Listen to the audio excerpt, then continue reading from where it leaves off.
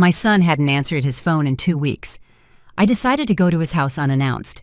But when I got there, I noticed something moving under my grandson's bed.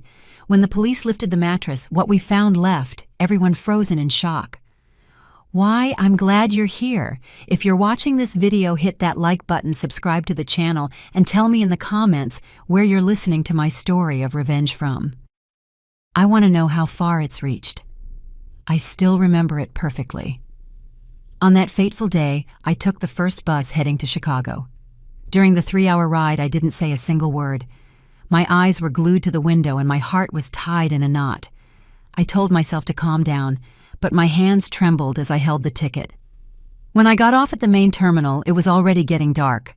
I walked quickly toward the gated community where Daniel lived, down the same path I had walked dozens of times to visit him and Matthew, my grandson. But this time, every step felt heavy, like I was walking into a nightmare. Standing in front of the familiar wooden door, I knocked. First gently, then with more and more force. "Daniel, Matthew!" I shouted, but my voice broke in the cold air. No one answered. I put my hand on the doorknob just to try my luck, but when I turned it slightly, the door creaked open. It was unlocked. My heart started pounding 1,000 miles an hour. Daniel never left the door unlocked. He was always so careful, especially when Matthew was home.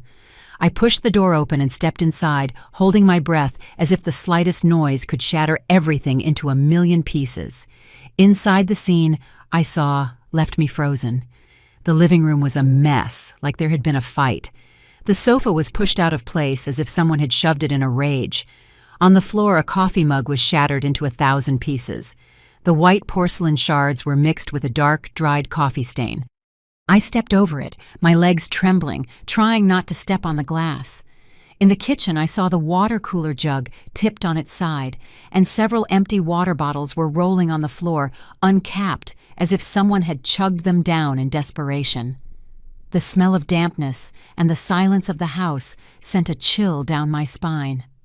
I went upstairs, feeling like I was dragging a stone with every step. My heart was beating so loud I could hear it pounding in my ears. I opened the door to Daniel's home office, empty. His bedroom was empty too, the bed still made, but with no sign of life.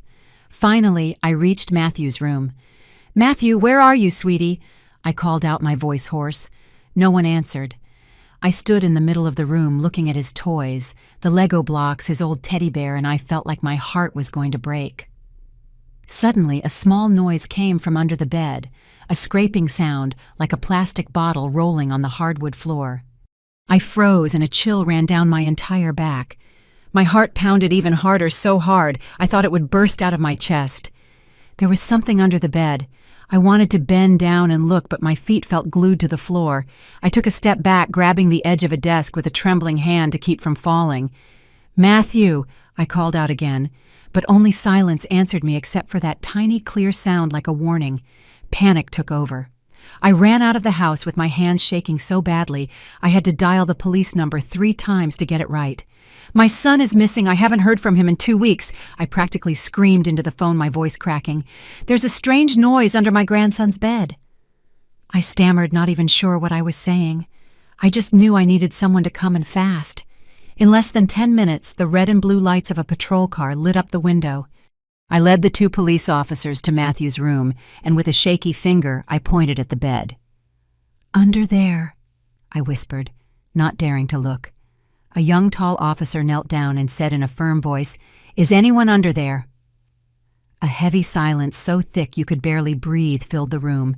Then, without another word, the 2 officers lifted the bed in one single motion. And there I saw him. It was Matthew, my grandson, curled up underneath.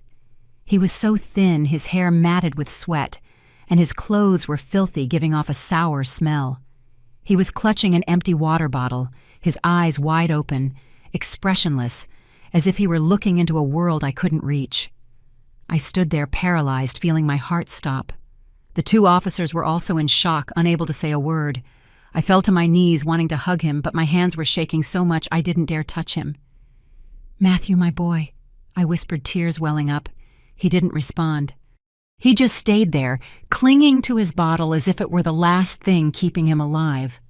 I didn't know what had happened, but I knew this nightmare was just beginning. My name is Helen. I'm 61 years old, and I live alone in a small town not far from a major Midwestern city. My story begins one morning in late October when I first realized Daniel was gone. It was 2 eternal weeks where I lived with an anxiety that had no answers. The first day I called Daniel to see how he was, like I always did. I was sitting at the kitchen table, phone in hand, listening to it ring over and over until it went to voicemail. No answer. I sent him a message, a short one. "Are you okay, son?" But the message just sat there undelivered. I started to feel a knot in my stomach, like something was wrong, but I told myself he was probably busy, that his battery died, or he was somewhere without a signal. Daniel is an independent man, always doing his own thing, so I tried to calm my worries. But in the following days, that worry grew like a slow fire burning inside me.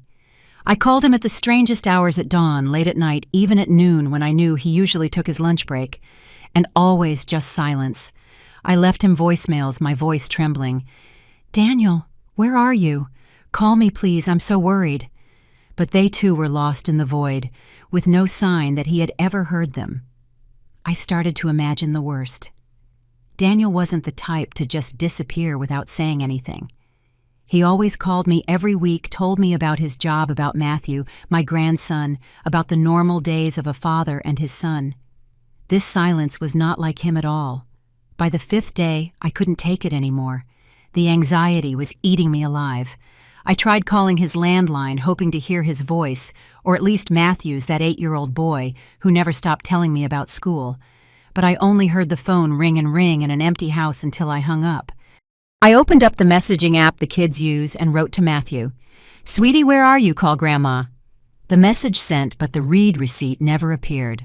I felt my heart sink. Matthew is young, but he knows how to use a phone, and he loves his grandma very much. He always answered as soon as he saw a message from me. I started calling Daniel's friends and co-workers. They were all surprised, their voices hesitant.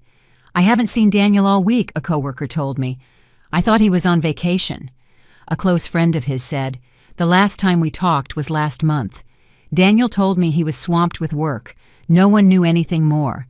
The more I asked, the more I felt like I was lost in a void with no answers." Daniel is not one to disappear without notice. He's a dedicated father, a caring son. Something had to have happened. On the 10th day, I couldn't stand the waiting any longer. I looked up the neighbors who lived near Daniel's house, calling everyone I had a number for. They sighed on the other end of the line, their voices full of pity. An elderly woman who lives across the street from Daniel's house told me that last week on the night of the storm, she saw a light in Daniel's house suddenly turn on and then off. "I thought the boy just turned on the light to go to bed," she said, but her voice trembled as if she also felt something was wrong. Her words stabbed my heart like a knife. The night of the storm, a light that turns on and off. Something was very wrong, I was sure of it.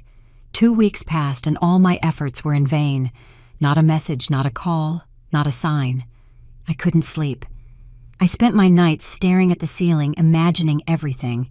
Did Daniel have an accident? Was he kidnapped? Or did he just want to go somewhere? But no.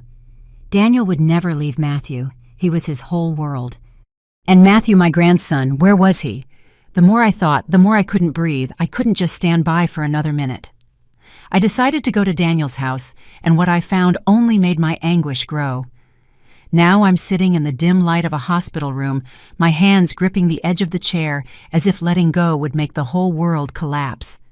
Matthew is lying in the bed, his small body almost lost in the white sheets. A police officer carried him in his arms from that cold house, and I, like a soulless shadow, ran after them. My hands trembled when I touched him, wanting to hold him, but afraid to squeeze too tight, scared I might hurt him. Matthew didn't react, not a blink, not a sigh. His little hands clutched the empty water bottle as if it were the last thing anchoring him to this life.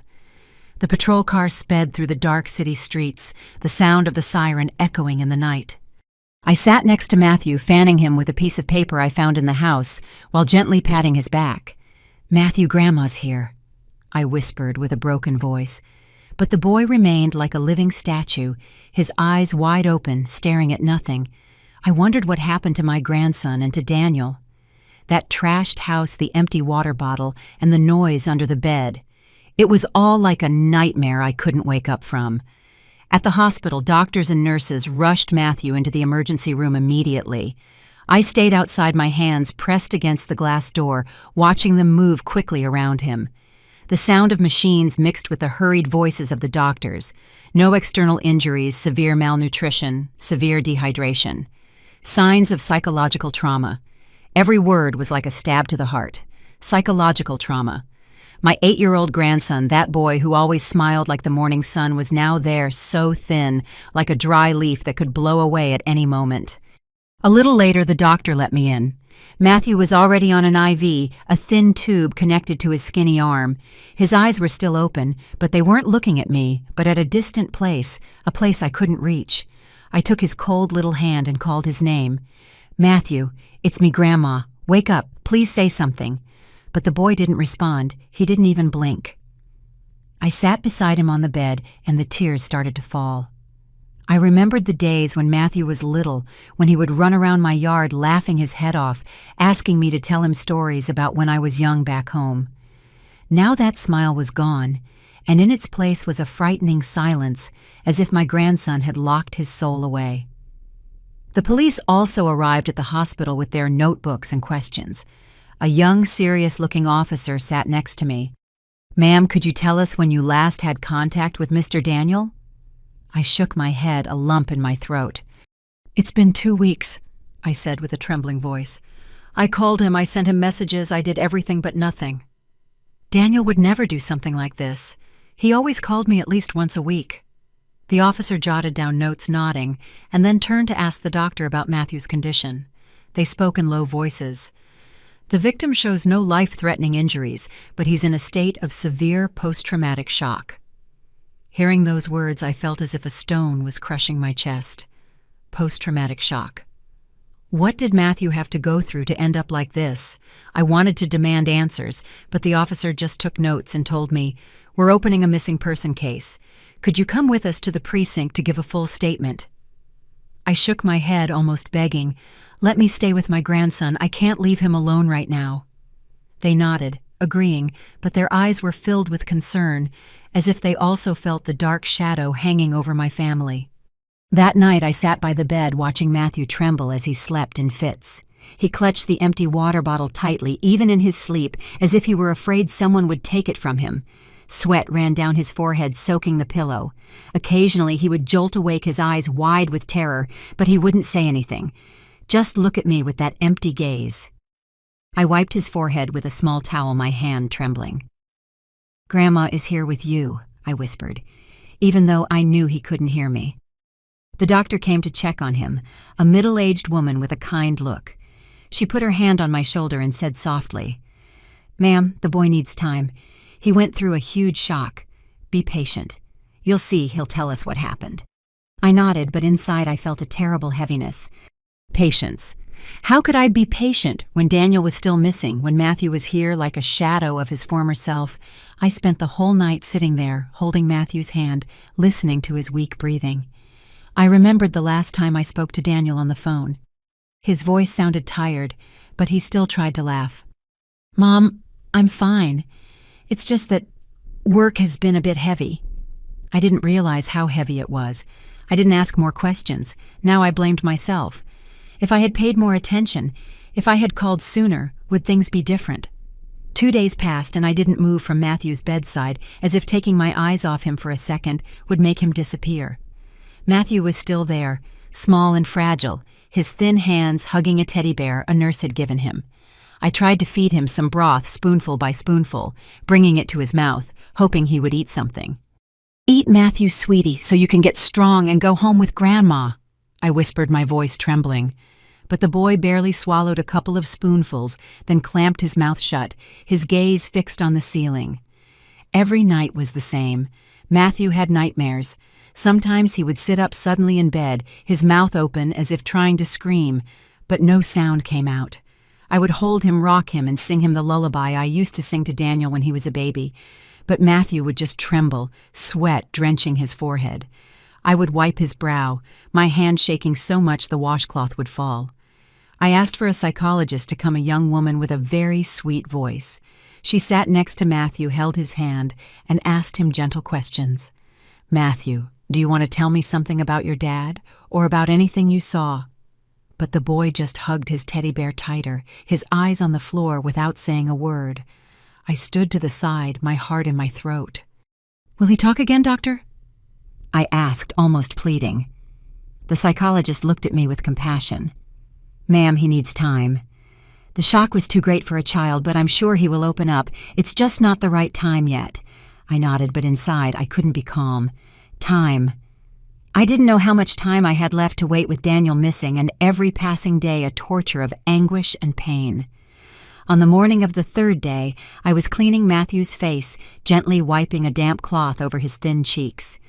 I tried to smile and started telling him an old story about Daniel, about when he was a boy, and broke one of my vases and tried to tape it back together. "Your dad was so silly, Matthew," I said softly. "But he loved you more than anything in the world."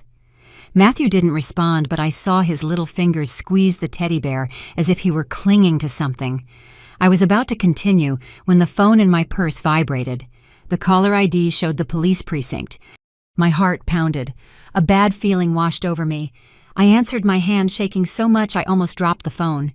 The detective's voice on the other end was grave, very different from his usual calm demeanor. "Mrs. Helen, I need you to prepare yourself. We just used luminol to re-examine Mr. Daniel's house, and we found a very large amount of blood in the living room." My ears went numb as if the world had suddenly gone silent. The washcloth in my hand fell to the floor. I couldn't feel my own hands.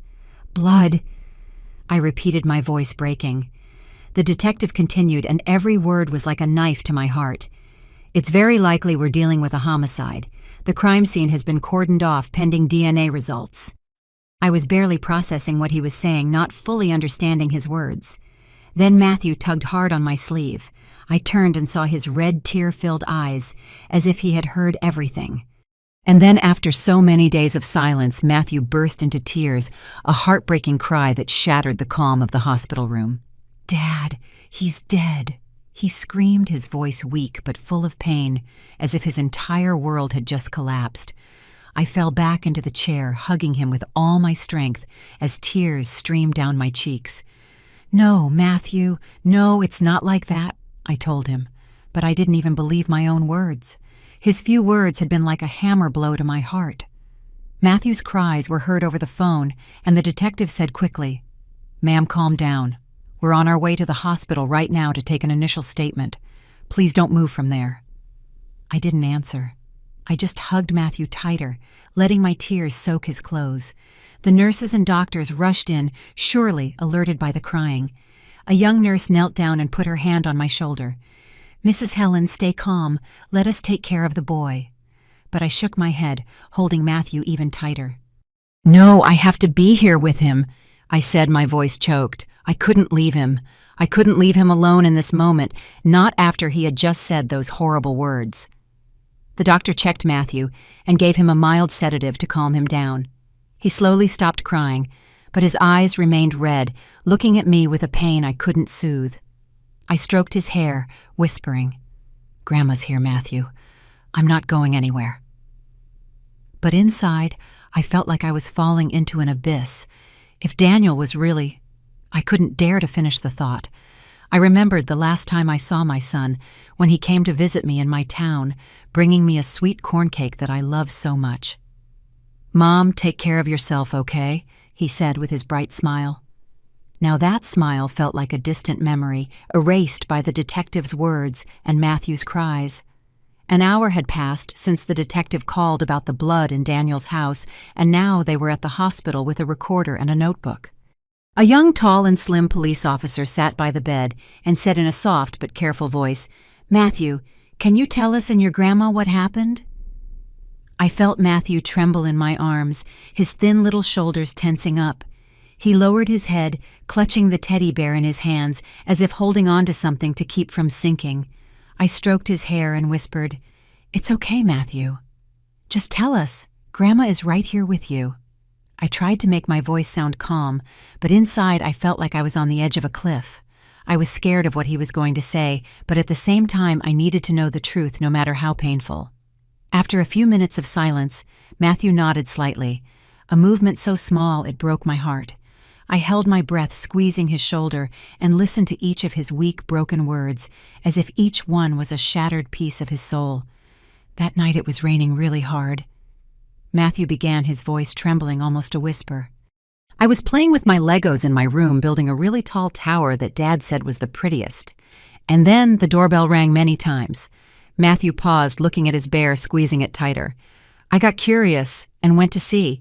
Dad was at the door looking through the peephole, and his face was very tense. I'd never seen him like that. A chill ran down my spine. Daniel was always calm. He always knew how to hide his worries to protect Matthew. What had scared him so much, Matthew continued, his voice getting quieter. Dad turned around and saw me standing there. He ran to me, knelt down, and whispered, Matthew, get under the bed quickly. Don't come out until I call for you. You hear me? I was scared, but Dad pushed me toward my room in a hurry. I got under the bed, and Dad even pulled down the comforter to cover it so no one could see me. I pictured my little boy, only 8 years old, huddled under the bed in the dark, not knowing what was happening, and I felt my heart ache. Through a little gap in the comforter, Matthew continued, I saw my mom come in with a very tall man. That man's face was very cold. He didn't say anything. He was just standing there with his arms crossed behind my mom. I was frozen. Jessica Matthews' mom, Daniel's ex-wife. I never thought she would come back, or rather that she couldn't come back after everything that had happened. Matthew trembled and his voice broke. My mom looked all around the room and asked, Where is Matthew? I got so scared. I thought she was going to find me, but my dad told her in a calm voice. He went to his grandma's when the winter break started. I knew Dad was lying, but I didn't dare to move. I felt hot tears roll down my cheeks. The police officer didn't stop writing, his expression serious, but I saw his hand pause for a moment when Matthew continued. Then my mom started yelling at him. She was asking Dad for money. She said something about a debt that Dad had to pay if he didn't want trouble. But Dad shook his head and wouldn't give her any money. He told her she had gone too far, that she had bothered him enough. Hearing that broke my soul. Daniel had tried to escape Jessica's shadow. He had tried to build a new life for himself and Matthew. But she had come back bringing trouble with her. Matthew stopped breathing heavily, as if the memory was dragging him back to that night of terror. I rubbed his back and whispered, Take it easy, sweetie. Grandma is here. The boy took a deep breath and continued, Dad, my mom and the tall man started fighting really bad. My mom was screaming, and the other man got closer, saying something like a threat. I didn't hear it clearly, but I saw him push my dad. Dad stumbled back, and then he pushed him harder. Dad fell and hit his head on the corner of the table. There was a loud thud, and red water started coming out. Matthew trembled uncontrollably, hiding his face in my chest, and burst into tears. I saw Dad lying there, not moving. I wanted to come out. I wanted to call him, but I was scared. I was so scared. I hugged him with all my strength, and my tears soaked his hair. The image of Daniel falling replayed in my mind like a nightmare. The police officer in front of me stopped writing and looked at me with compassion. This statement is very important, Mrs. Helen, he said in a grave voice. We are going to investigate this as a possible homicide. The boy has been very brave. I nodded, but inside I felt an emptiness that nothing could fill. Matthew kept crying. His sobs were like knives in my heart. I looked at the officer and said with a choked voice, Are you going to find her about Jessica and that man? He nodded firmly. We will do everything possible, Mrs. Helen, I promise you.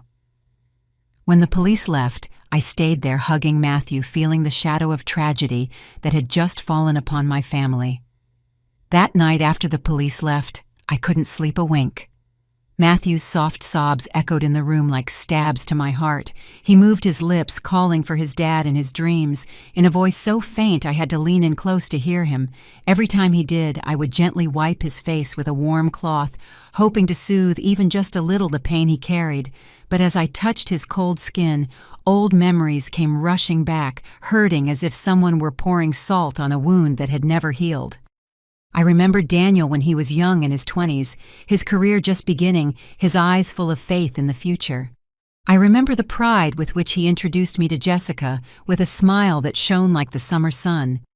"Mom, this is Jessica," he said, his voice full of pride. "She's going to be my wife." Jessica back then was a good girl, a bit clumsy, but always trying to do things right. She would blush when I taught her how to cook, and I remember thinking, yes, this girl is good. She's going to make Daniel happy. The whole family loved her, not just for her warm smile, but for the way she looked at Daniel as if he were her entire world. Then Matthew was born, and it was as if a new light had been lit in our family.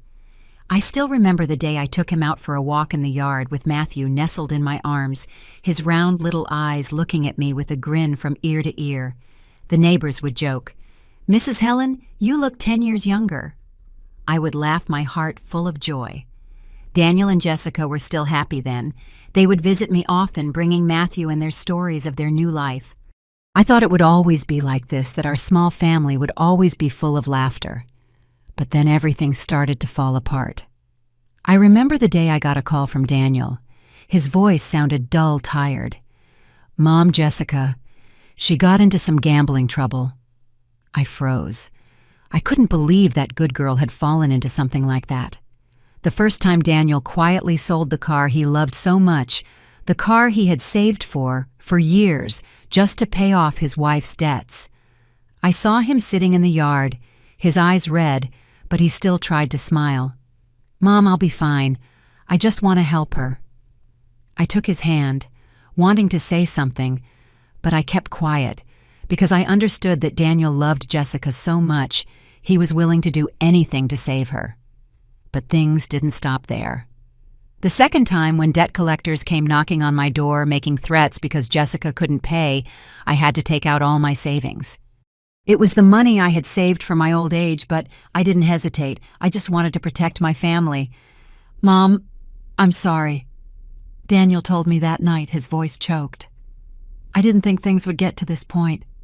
I hugged him and told him not to worry, that family was for supporting each other. But inside, I started to feel scared.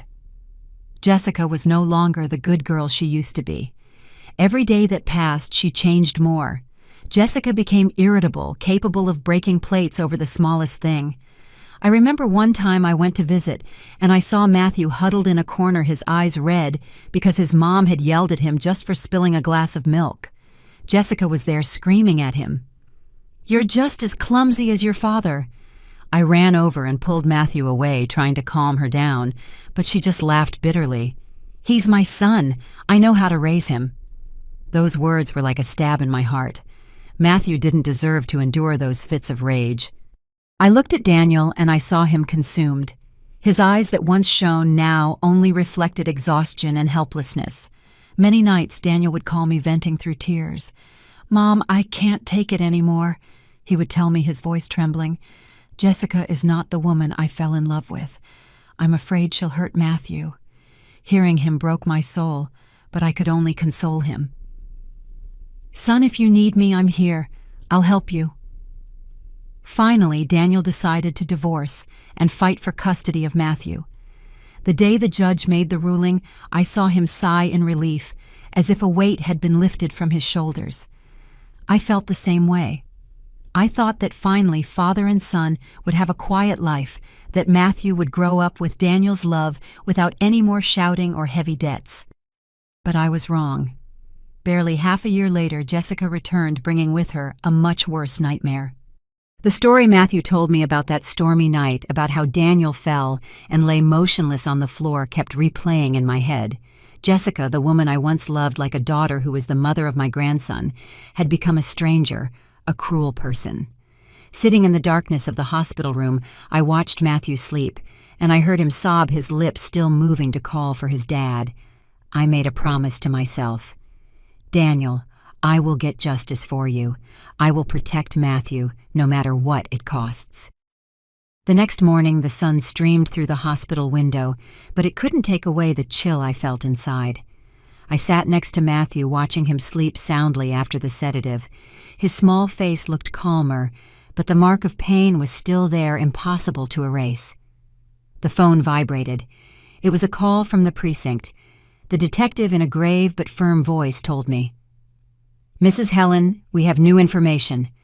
Could you come to the station right now?" I nodded, though he couldn't see me, and I whispered to Matthew, "Grandma will be back in a little while. Be good. The nurse will take care of you." I entrusted my grandson to the young nurse whom I had gotten to know over these past few days and hurried out of the hospital, my mind in a mess. On the way to the precinct, I was on the bus looking out the window, but seeing nothing but the image of Daniel falling in Matthew's story. I clutched my shawl in my hands, trying to hold back the tears. When I entered the briefing room at the precinct, the lead detective, a middle-aged man with a piercing gaze, was already waiting for me. He spread a large map on the table and pointed to several red dots marked around Daniel's house. "We have a new lead," he said, his voice confident. "A neighbor's security camera recorded a suspicious truck on the night of the storm." I held my breath, my heart pounding as he played the video on the screen. The image was blurry and shaky due to the poor quality, but I still clearly saw a dark truck parked in front of Daniel's house.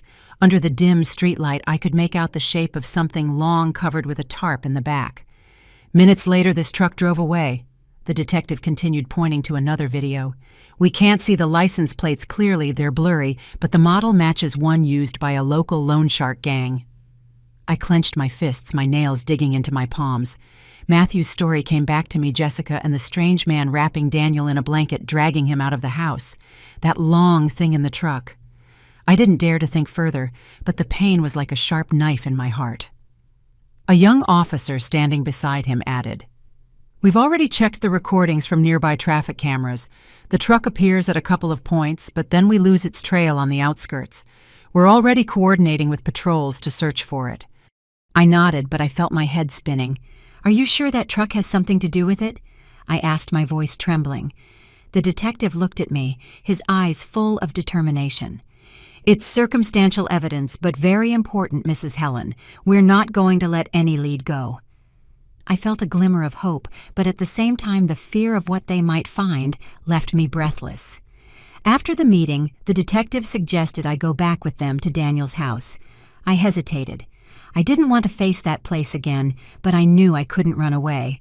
When we arrived, the yellow police tape was still blocking the door, a reminder of the nightmare that had occurred. The forensics team was working inside, carefully collecting samples, taking pictures of the scene. I stood on the porch, my gaze fixed on the dried coffee stain on the living room floor, where just a few days before I had entered and found everything destroyed. That coffee stain, along with the pieces of the cup, was like a scar that would never heal in my mind. Suddenly, an elderly neighbor, Mrs. Rose, approached, leaning on her cane, and whispered to me, as if she were afraid someone would hear her. "Helen, on the night of the rain, I heard a very loud fight at Daniel's house. Shouting the sound of furniture moving, I wanted to call the police, but I was scared of getting into trouble." The woman lowered her head, her eyes full of guilt. I took her hand and said with a choked voice, "Thank you for telling me. Can you tell the police now?" Mrs. Rose nodded, and I took her to the young officer. He wrote everything down carefully, thanked her, and promised to investigate further. I watched Mrs. Rose walk away, my heart heavy. I blamed myself, wondering if I had arrived sooner, if things would have been different. Before we left, the detective gave me a gentle pat on the shoulder and said in a low voice, "We're going to find that truck, Mrs. Helen. Have faith." I nodded, but inside, I didn't know if I had any strength left for hope. I left the house. The sun was shining brightly, but my heart was cloudy, as if it were about to rain. A few days after hearing Matthew's terrible story, I received a call from the precinct. The detective's voice sounded as grave as ever, but with a hint of urgency. "Mrs. Helen, we found the address of the apartment complex where Jessica lived. Do you want to come with us?" I looked at Matthew, who was sitting on the hospital bed hugging his teddy bear and staring out the window with a lost look. I didn't want to leave him, but I knew I had to go. If there was any clue about Jessica, about what happened to Daniel, I had to see it with my own eyes. "I'm on my way," I replied, my voice trembling. I again entrusted Matthew to the young nurse, caressed his hair, and whispered, "Grandma won't be long, Matthew. Be good. I'll be right back." The boy nodded weakly, but his gaze remained empty as if he were in a place I couldn't reach. The alley leading to Jessica's apartment complex was in a forgotten corner of the city where the peeling walls smelled of dampness and car fumes. I walked alongside 2 police officers, my steps heavy on the muddy path. My heart was pounding not from exhaustion, but from the fear of what I was about to find. When we arrived, the building's landlady, a middle-aged woman with a sour face, was sitting at the entrance smoking a cigarette. As soon as she saw the police, she sighed in annoyance, as if she were used to these kinds of problems. "That Jessica," she said with a dismissive voice. "She left about 2 weeks ago, handed in the key and took off." Her words were like a blow to the chest. 2 weeks ago exactly, when Daniel disappeared, when his house became a scene of chaos. I stood frozen, clutching my shawl to stay calm. The young police officer, the tall and slim one, asked, "When she left, was she carrying a lot of things?" The landlady nodded, putting out her cigarette in an ashtray. "Yeah, a huge suitcase. She looked like she was in a real hurry, like she was running from something. Even hired some guy to drive her away at night. Didn't say anything except to pay up." Just as we were about to leave, a strange man appeared at the end of the alley. He had a rough appearance with a worn leather jacket and a face full of scars. He approached and asked the landlady in a hoarse voice, "Is Jessica still here? I need to see her urgently." The detective stopped him immediately with a look as cold as ice. "Who are you? What's your business with Mrs. Jessica?" The man stuttered, clearly surprised, and tried to back away, but the young officer held him. After a moment of nervousness, he sighed, his voice annoyed. "I'm Ramon, her loan shark. Jessica owes me a lot of money. She swore she'd pay me back in 2 weeks, but now she's nowhere to be found." Yeah, and the police and I looked at each other. No one said anything, but I knew we were all thinking the same thing. The moment Jessica fled, the moment Daniel disappeared, and now the promise of a large sum of money, it all fit together in a terrifying way. The young officer muttered, as if asking himself, why would she be so sure she'd have a large amount of money in 2 weeks if she was so desperate before that she had to seek out her ex-husband? That question was like a knife in my heart. A bad feeling grew inside me, cold and cruel, making me tremble. There was something darker behind all this, and I feared the truth was even more painful than I had already imagined. That night I sat by Matthew's bed. The dim light from the hospital hallway illuminated his sleeping face. He was still hugging his teddy bear, as if it were the only thing anchoring him to this world. I took his hand, feeling the faint warmth of his thin fingers, and tried to calm myself. But then, like a flash of lightning in the dark, a vague memory surfaced in my mind, making my heart race.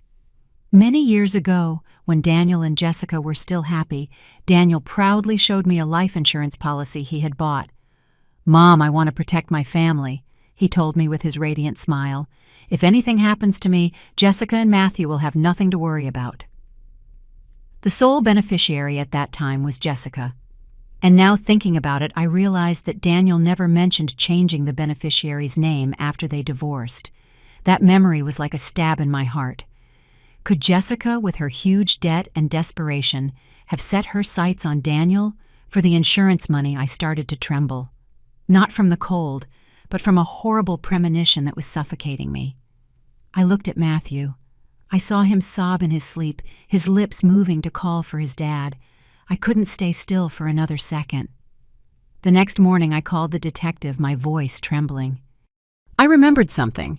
Daniel had a life insurance policy, and Jessica was the sole beneficiary. Can you investigate that? He was silent for a moment and then replied, "Thank you, Mrs. Helen. That could be a key lead. We'll go to Mr. Daniel's house right now." I entrusted Matthew to the nurse, asking her not to leave him alone, and went with the police to Daniel's house. As we entered, the yellow tape was still on the door, a reminder of the nightmare. The forensics team had already left, leaving the house cold and silent. The detective took me and a young officer to Daniel's study, where he used to organize his papers. They rummaged through the file cabinet, checking every folder, while I stood there clutching my shawl, a knot in my stomach. After more than an hour, the young officer exclaimed, "I found it!" He held a blue folder opened. It reviewed it and passed it to the detective. He glanced over it, then lightly tapped the folder against the desk and said with contained anger, "Here it is, the motive." I looked at the paper and saw Jessica's name printed clearly in the beneficiary section. My feeling was right.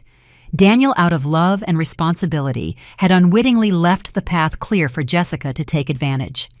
I sank into a chair, tears streaming down my cheeks. "Why didn't you change it, Daniel?" I whispered, my voice choked. "Why did you give her the chance?" The detective placed a hand on my shoulder and said gravely, "Mrs. Helen, if Daniel died in an accident, Jessica would receive all the insurance money. With that amount, she could pay off all her debts and live comfortably. This is likely the reason he disappeared." His words were like a hammer blow to my head. I clenched my fists, an immense rage growing in my chest. Jessica had become a monster, willing to take Daniel's life for money. I remembered her face when she was young, when she smiled happily next to Daniel, and I wondered, what had made her change so much? Ambition, desperation, or was she simply a person who had lost herself? That afternoon when I returned to the hospital, the phone rang again. It was the detective. His voice sounded more urgent. "Mrs. Helen, we've just received news from the investigation team. They found an abandoned frozen goods warehouse on the outskirts, a place the loan shark gang uses for their illegal activities. We've already sent a special team there." I felt my heart pound like a war drum. "What do you suspect?" I asked, my voice trembling. He hesitated. "We're not sure, but it's possible that we might find some clue about Mr. Daniel." I sat by Matthew's bed. My hands were shaking so much I couldn't hold a glass of water. That night, when Matthew was already asleep, the phone rang once more. I answered, my hand shaking so much I almost dropped it. The police officer's voice on the other end was halting, as if he were choosing his words very carefully. "Mrs. Helen, we found a body, a man hidden in the frozen goods warehouse. We suspect it's Mr. Daniel." I collapsed, a lump in my throat, unable to say a word. My world fell apart. Daniel, the person I loved most, was now just a body in a cold warehouse. I wanted to scream that it wasn't true, but only tears came out. "Are you sure?" I whispered, my voice broken. "We need you to come and identify him," he replied, his voice full of pity. "But please prepare yourself." The next morning I went with the police to the morgue, feeling a terrible fear clutching my heart. On the way, sitting in the back of the patrol car, I clutched my shawl and looked out the window, seeing nothing but Daniel's face. I remembered his smile, the way he would tease me when I burned the sweet corn cake. "Mom, if you open a bakery, I'll be your first customer," he would say, his voice cheerful. Now that smile was just a memory, and I was about to face a truth I didn't want to believe. When the car stopped in front of the morgue, I got out feeling like I was walking in a dream. The young police officer, the one who had been with me these past few days, put a hand on my shoulder and said softly, "Mrs. Helen, are you ready?" I nodded, though inside I knew I would never be ready. The door to the cold room opened, and a frigid air smelling of chemicals hit my face, making me shiver. The white sheet covering the gurney was slowly pulled back, and then I saw Daniel's face. Although it was pale, although it was changed by time and death, I recognized my son instantly. His thick eyebrows, his straight nose, and the lips I kissed so many times when he was a baby. He was still my Daniel. I burst into tears, falling to my knees on the floor, only able to say 2 words. "My son." I wanted to touch him, to hug him one last time, but my hands were shaking so much I couldn't lift them. The young police officer helped me up, his voice full of sorrow. "We are so sorry, Mrs. Helen. Please sit here." But I didn't want to sit. I didn't want to do anything but scream at the world why my son had to be gone like this. When I calmed down a little, the medical examiner, a middle-aged man with a grave voice, approached. He held a folder and explained.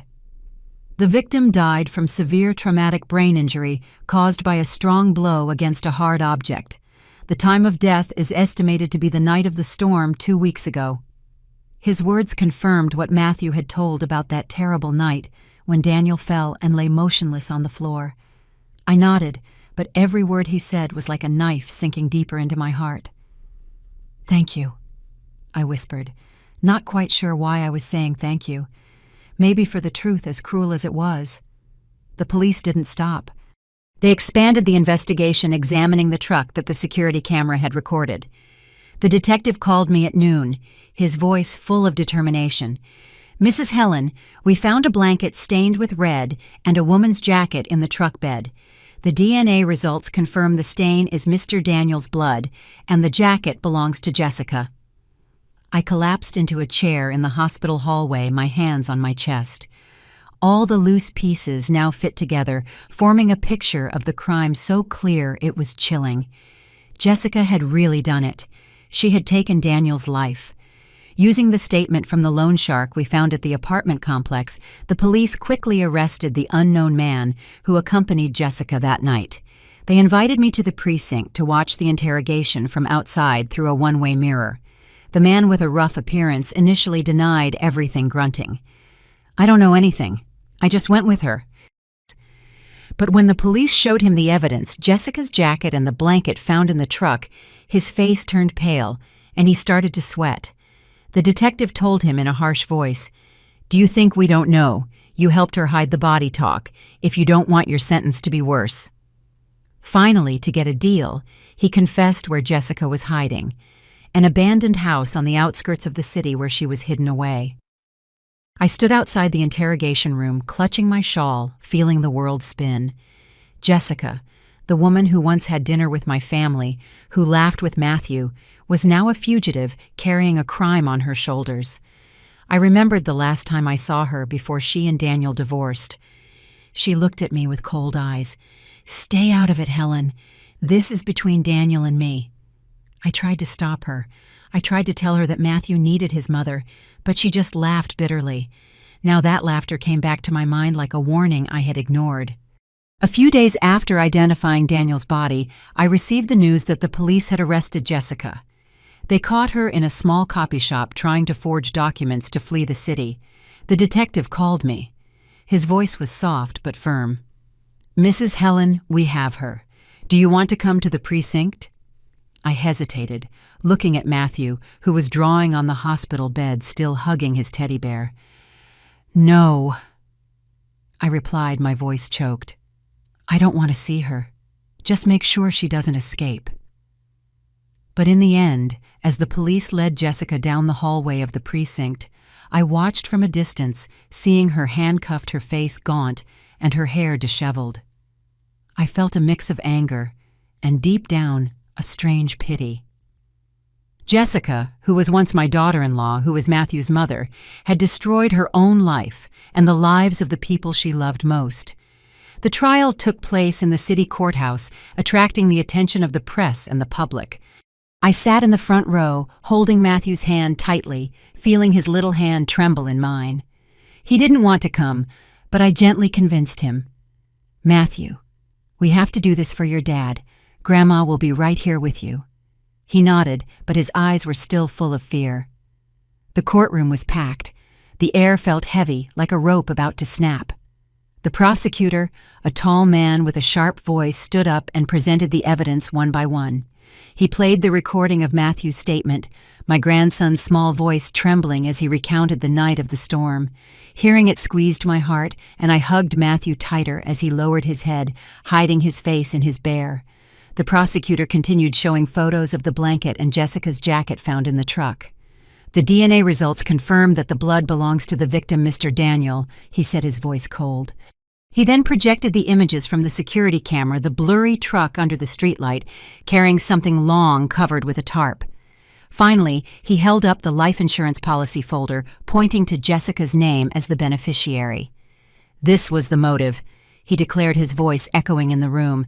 "The defendant planned a murder to collect the insurance money, pay off her debts, and live comfortably." I looked at Jessica sitting in the defendant's box, her head bowed. At first she tried to remain calm, avoiding everyone's gaze. But as the evidence was presented, she began to tremble. Suddenly she jumped up and shouted, "I didn't mean to kill him, I just wanted my money." Her voice broke, but no one in the room was moved. The prosecutor approached and refuted coldly. "If you only wanted money, why did you hide the body? You staged a fake accident scene and tried to collect on a life insurance policy." Jessica was speechless. Her lips moved, but no sound came out. She turned to her accomplice, the rough man who was with her that night, and screamed, "It was him! He pushed Daniel!" The man immediately stood up, his face red with fury, and pointed at her. "You were the one who planned everything. I just did what you told me. You told me to push him to help you hide the body." The atmosphere in the courtroom grew tense. The murmurs of the crowd sounded like a wave. I hugged Matthew, feeling him tremble. "Grandma," he whispered, his voice small. "It was all my fault, wasn't it?" I stroked his hair, trying not to cry. "It wasn't your fault, Matthew. Your mom made a mistake and she's going to have to pay for it." But inside I knew those words couldn't heal the wound in Matthew's soul. After hours of deliberation, the judge, a woman with a serious gaze, stood to deliver the verdict. Her voice was clear and firm. "The defendant, Jessica, is found guilty of first-degree murder and fraud and is sentenced to life in prison without the possibility of parole. The accomplice is found guilty of accessory to murder and concealment and is sentenced to 20 years in prison." When the sentence was read, I broke down crying, hugging Matthew with all my strength.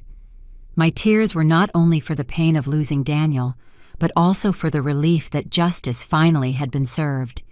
Matthew hid his face in my chest, crying uncontrollably, and I could only rub his back, whispering, "It's over, my boy. Your dad can finally rest in peace." A few weeks later, I decided to close up Daniel's house for good. I couldn't go back to that place which was once filled with the laughter of my son and grandson, and was now just a painful memory. I took Matthew to live with me in my small town. I enrolled him in therapy, hoping that the wounds in his heart would slowly heal. Every night I sit by his side and I tell him stories about Daniel from when he was a boy, about how he always wanted me to be proud of him. "Your dad loved you so much, Matthew," I say, stroking his hair, "and Grandma does too." That night I sat by the window with Matthew asleep in my arms. The moonlight streamed in soft like a comfort. I looked up at the sky and whispered, "My son, I promise you I will raise and protect Matthew for you." Justice has been served. Tears rolled down my cheeks, but I felt a small bit of peace, as if Daniel were somewhere smiling down at me.